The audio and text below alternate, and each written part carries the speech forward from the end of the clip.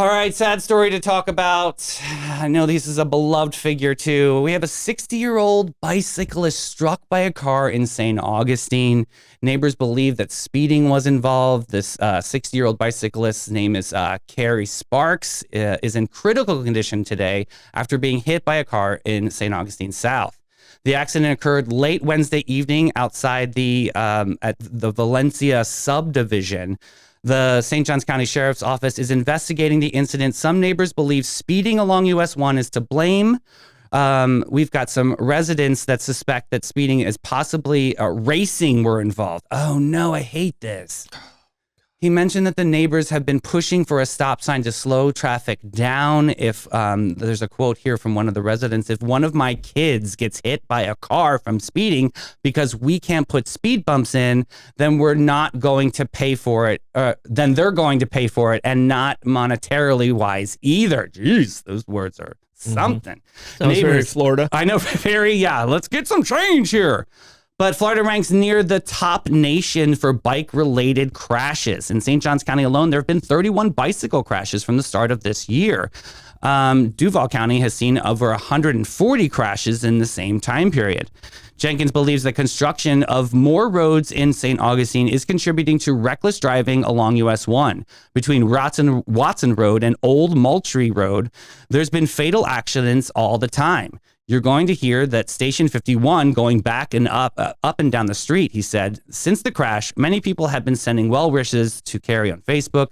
I know this human being travels up and down the US 1, actually cleaning the sides of our streets, making sure that everything, keeps on the up and up over there. So it's a sad story to report today, especially with somebody that cares so much about our community. And someone in the comments said that they confirmed it was texting and driving. Oh, was it? Yeah. So and even I can tell you, like, the most time I ever spent walking on the street was when I did my walk to DC, and you could see people, because I walked against traffic. You could see people a long way away, just drifting. Yeah. And you're going, you know it. You know what they're doing. Yeah. And when they got up to you, you could see them. Oh, they're still just like this. Right. And I do it more than I should, and I really try and not do that. Yeah. It's so dangerous. And I hear stories like this, and it kind of becomes a reminder, and it should be a reminder to everybody else. Just it's not that important. It can wait or pull over if it's that important. Pull over.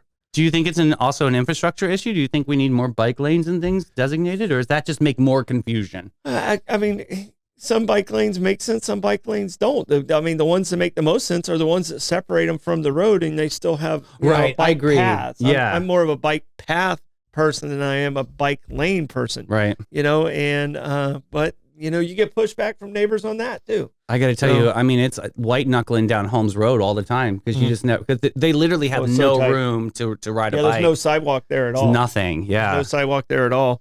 And that's where Home Again is, which is one of our other stories, and it's one of our big concerns. Yeah, that is something. Sidewalks. Like up north, it was a thing if you rode your bike on the sidewalk. Mm-hmm. Is it socially acceptable down here to be able to ride a bike on a sidewalk? I think it's become more socially acceptable probably since even you've left. I'm sure. I think it's more. You left up north 20 years ago, right? Yeah, 16. So it's 16 years ago. So I think even in the last 10 years, it's been like, all right, you can ride your bike on the sidewalk, right? Because it's just safer. Yeah, it's safer, and people realize it, and it's just kind of accepted. But still don't be a jerk about it. Like, there's people that are on their bikes that are just still dangerous, right? Because especially with the new e-bikes, they're going faster and faster. Right. They're powered. So they they definitely travel faster, which you have less control over. Yeah. Interesting. I mean, we definitely got to do something in Raleigh. I mean, it's so sad. But I do think it's become more prevalent. Like when I was a kid, you never rode your bike on a sidewalk. You rode your bike on the street, but it was right. Maybe 20% of the traffic that we see now. I must have been about 8 or 9. I was hit by a car, which explains a lot. I understand. Mm-hmm. But it was like just they clipped my front tire. I was gonna cross the street, and I was waiting, so I wasn't moving. But they clipped it, and so I would just remember the bike flying up in the air, and then my body hitting the ground. But it was just wow. I couldn't imagine if I was actually moving, and that would add to the, to the impact. Yeah. So yeah, it is a scary thing. And I think people need to be a little bit more cognizant of, when they're behind the wheel, stay focused on that. But yeah, I know. I there's no right answer. I mean, was that your worst bicycle accident? No, the worst one was when they finally took the training wheels off and I was riding the bike and I went up on the hill, and then of course the boy bikes back then had the bar like in the front, and so like I crashed my nuts on the way down. That was the worst I've ever felt in my life. I'm pretty sure that I cannot have children because of that moment. Yeah. But, Yeah, I think that's it. I definitely think that my voice got a little bit higher. Yeah. I have one of those moments going over one of the jumps that we had made ourselves. That back in the day, you made your own jumps. Yeah, I remember. And I came a little too forward and just kept going. But my worst accident, I ran over a basset hound. It was coming out barking at me. Oh, yeah, I know. They would chase you. Right. And I kind of like he mistimed it. I didn't see him in time, and my front wheel caught him, and all of us went rolling. Me, the basset hound, no, the bike. I mean, all of us went rolling. The dog okay? Dog was fine. Of course. Yeah. He was a little embarrassed, Oh. Like, hey, I overshot the barking situation. Yeah. Because it was one of those dogs that chase bikes. I wonder if he ever chased the bike ever since. I don't know. No, he still did. I just never understood. He lived like 8 streets down, and we knew if he was out, he was going to come out. Oh, yeah, those dogs, yeah. It's like the Sandlot dog. Yeah. I just never understood bikes because, or, like they had the bar for boy bikes, and then the girl bikes had like the bend. Like that didn't make sense to me structurally. I think the theory was in most cases the women are shorter than men. I think it was because ladies had dresses back in the day, and that was an easy way for them to get on the bike. That makes way more sense. I just was going with the short thing. Okay.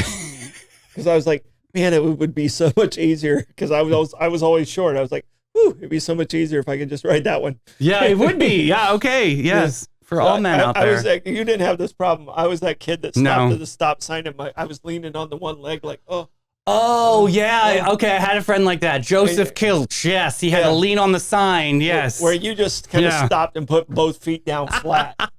No, at the stop signs I stopped at on my bike, I was like, oh, gosh. Yeah. Okay. Yeah. Let's get going. Once I'm going, I'm good. That's the DeLand lean. It's not the Palaka lean. No, it's different. It's different for a 14-year-old from DeLand. Yeah, God bless.